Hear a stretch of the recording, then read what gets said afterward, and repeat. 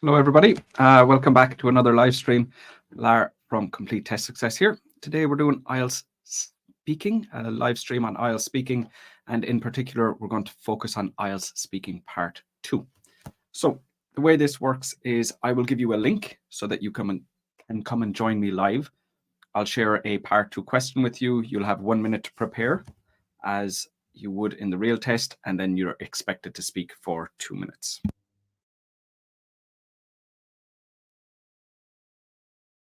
So let me just share the link with you guys here. Okay, so.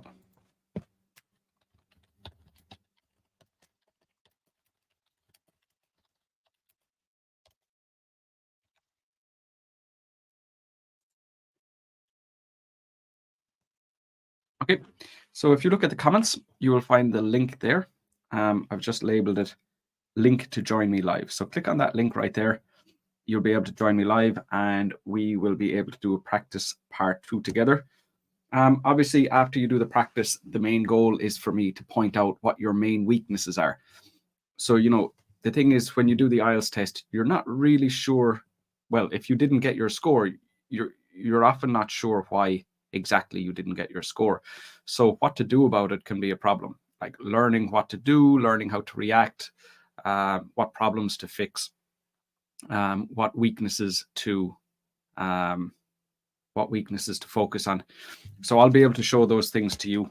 And then, of course, some of you won't be joining me live. In your case, if you have questions, feel free to ask me in the comments. But as well as that, you know, you will learn from listening to the types of mistakes that the other people are making and just getting a little bit more insight into what the examiner is looking for. Hi, Hassan. Good to see you here. Welcome to the lesson.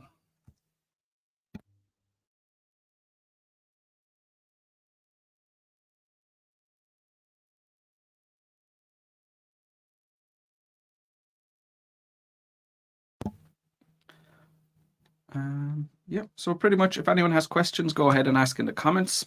And if anyone wants to join me live, just click on the link that I shared there at the start. While we are waiting for people to join me, I'll tell you about my live feedback lessons. So these are my free lessons that I do, free group classes on Zoom, which I do every week. And if you want to join me there, so I have one tomorrow, there's the link to sign up for those as well. So those are besides these live lessons that we're doing here today. Raisa, hello to you. Welcome. Hi, Tiny. Welcome to the lesson. Hi, Eva. Good to see you here. Sir, in speaking test, do we need to use idioms? No, that's a very common mistake that a lot of candidates believe this. A lot of candidates think that they need to use idioms. So they'll learn something like, you know, it's raining cats and dogs. So they'll learn those types of phrases and try to use them in the test. But that's not what the examiner is looking for. And that's not the way people speak. People don't speak like that anymore. So there are a lot of idioms in the English language, and most English speakers would know them, but very few English speakers would use them. It's a very uncommon way to speak. So the confusion comes from the band descriptors. And in the band descriptors, it says idiomatic language, which doesn't mean idioms. Idiomatic language is things like phrasal verbs. So let's say go out, a phrasal verb like that. So go and out, but go out meaning like, you know, go to a cafe or go to a nightclub or go to a bar, something like that. So go out is a phrasal verb. And if you haven't learned what those two words together mean, you're not going to guess. You're not going to guess the meaning without having learned it beforehand. So that's what we mean by idiomatic language. Those types of phrasal verbs, any kind of colloquial language or slang or anything like that, that people generally wouldn't be able to learn from, guess from the meaning, guess from the individual words being used. So that's the type of thing. Whereas idioms will actually have the opposite effect. So if you go into the test and you start using phrases like it's raining cats and dogs, burning the midnight oil, knee high to a grasshopper, that type of thing, it's not improving your vocab. It's a very unnatural way, not improving your vocab score, because it's a very unnatural way to speak. So a very, very common mistake, but no, definitely not. We don't want to do that. Hi, Andrew. Welcome to the lesson. Good to see you here too.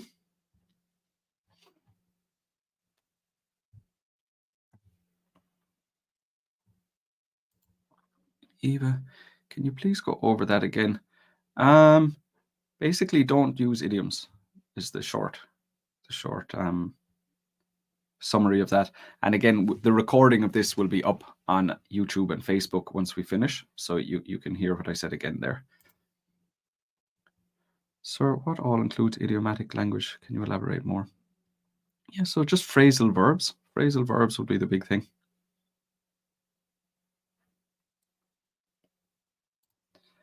Avi, how can we elaborate answers in part 3? So it depends on your level. For weaker level students, what most IELTS tutors would recommend is answer the question, explain your answer, give an example. If you can add anything extra on, that's fine.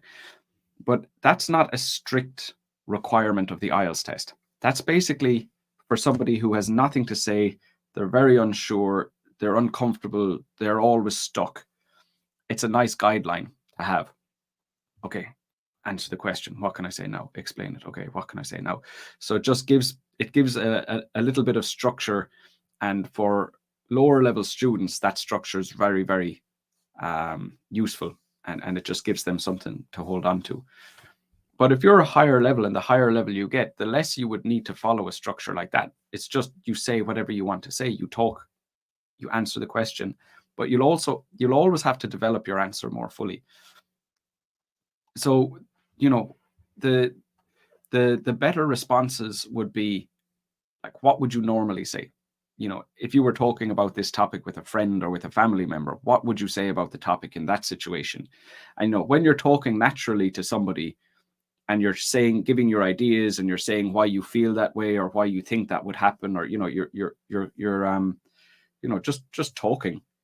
You would never, when you're talking to a brother or a sister or a friend or anyone, you would never say, okay, answer, now I'm going to explain, now I'm going to give an example.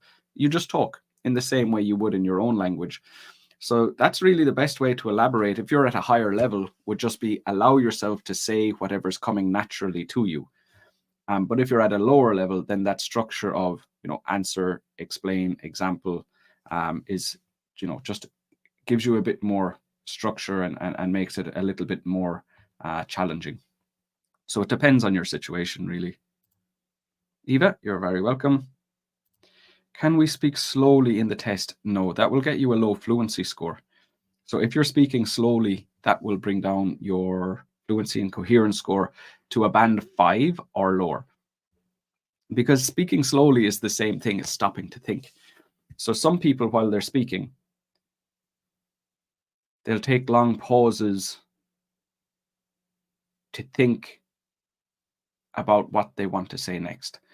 But then other people, when they are speaking, they will speak slowly. So they don't pause, but they still have lots of time to think. And it's the same thing. So the idea is, if you're trying to buy time, give yourself extra time to think of vocab, think of ideas, think of grammar. That's all counted as a fluency problem. So no, that doesn't work. Can you teach structure? We're talking about the structure for part 3. Yeah, no problem. What I'll do is I'll share a link with you from my website where I've gone through this. So we're saying speaking test part 3, and I'll share this link with you now. You'll see exactly what I'm talking about.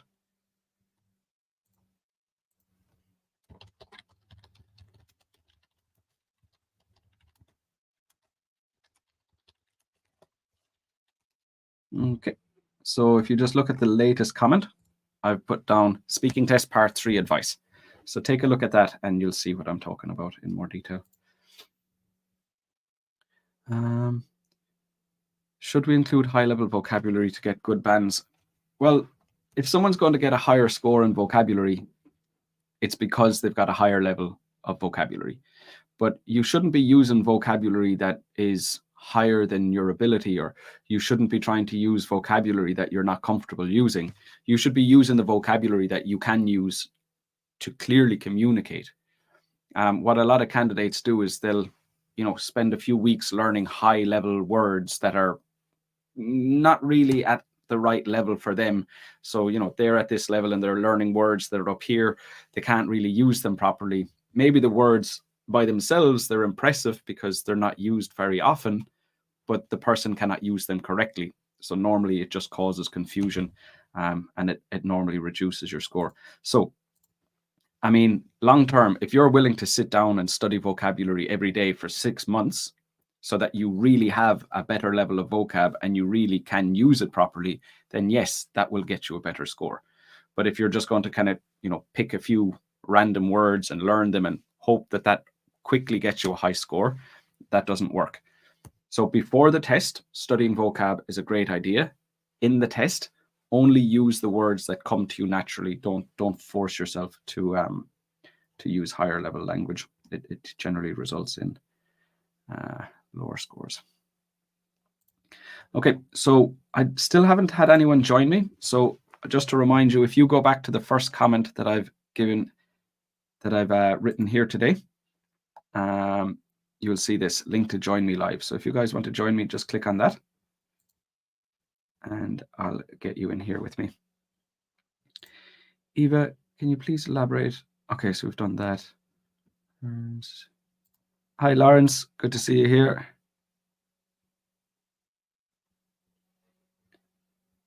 Amanor, if you don't know the answer, how can we handle the situation? It depends.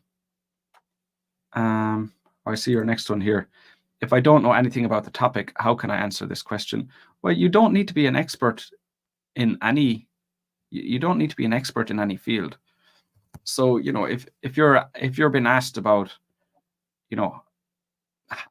housing in your country, I mean, you don't need to know how much houses cost. You don't need to know, what mortgage rates people are paying. Like you don't need to know specific details about it.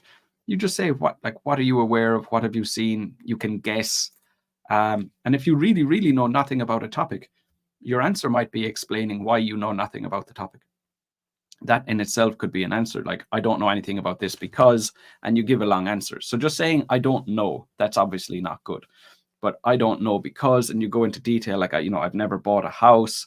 I live in my family home. This home has been in my family for generations. So we've never need to buy it. We've never, I don't know what the value of it would be if we tried to sell it. So if you go into detail about, why you don't know, that can also be an acceptable answer. Okay, so I have Stephen here. We get Stephen in and do a practice part 2. Hi, Stephen. Hi, teacher Lauren. How are you doing? Yeah, I'm great. Thanks. Good man. So we're doing part 2 today, Stephen. Do you Okay, have teacher. pen Thanks and for having paper me ready? today. Yeah, okay. Sorry? Thanks for having me. Absolutely. It's good to see you again. Okay. Always good to see you. Yeah. Can you just quickly remind me, Stephen, what score are you looking for in speaking? Just above 7 is okay, teacher Lauren. 7 is good. And higher is better, as always. Okay. So let me share the question with you. You will have 1 minute to make notes. Okay. Okay. And then we'll get you to speak for 2 minutes. Okay, so here we go. I would like you to describe a journey that you make regularly.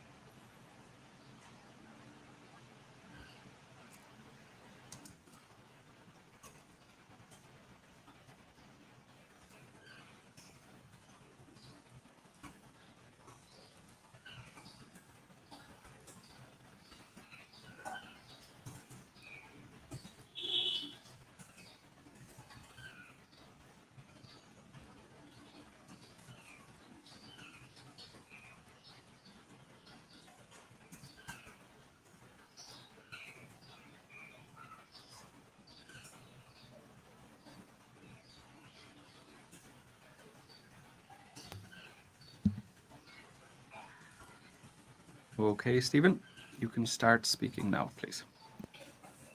Yeah, I'd like to talk about the journey that I went regularly is with my friends. Especially, I'm currently living in Myanmar, and so I went to the northern part of Myanmar. Um, it was a few years ago, back in maybe 2017, because of COVID-19, we haven't got a chance to go to back to that area. So I'm missing a lot that journey because um, I gained a lot of experience and also friendship along the track because I started from initial route of the journey. I encountered many strangers like drivers and also shopkeepers from local villages or the towns around the route, and that gave me an idea of how they live and how they grow their business using how can I say e- eco-friendly travel or maybe like that. And then they also have an idea to persuade their customers from various parts of the country or from local, maybe sometimes foreigners, because they have some creative ideas to sell things like small things and they have made by handmade. And also they have an idea to serve their customers very politely and welcomely. And that gave me idea of how can I grow my business. And also, this journey is a rough road because sometimes we have to plan to go along Thank you. mountains. Yeah, thanks. Thanks. Okay, Stephen. So, not quite at your same standard as normal, to be honest. Yep. It seems like a topic that wasn't very comfortable for you. Um, a few points. So, relating to fluency, first of all, what I'd say is you need to start by telling me where is the journey, like between which two places. Yeah, So I'm yeah. still not sure where you were going. Um, Yeah. from Okay. where to where. So always start off by just saying what you're talking about clearly, and then Yes. all the other information kind of makes more sense. But when you give me all the other information first, I'm still waiting for that piece of information. So I'm waiting to hear where were you going, or where was the start and where was the end of the journey. So start with the direct answer. In the same way, if you're asked to talk about a person, say which person you're talking about. If you're asked to talk about a place, say what place you're talking about, like that. So that's the first thing. The second thing then is the question itself said, describe a journey that you make regularly. So it's make as in now. But your answer was related to a journey that you don't make anymore. So that Yeah. that would make it not directly relevant to the question. Now, that doesn't necessarily mean that you need to talk about a different journey, but you just need to say that you still make the journey. So what you said was I don't do it anymore. I don't go on this journey anymore. So obviously that makes it irrelevant. And then the other thing was just that you're kind of pausing and hesitating a little bit more than you normally do. Um, so because you don't do it so often, I wouldn't be very worried about that. Um, but definitely, compared to what you were doing today, you would need to reduce how often you're pausing and hesitating. Okay. The other thing then is your grammar and mistakes that you're making in tenses.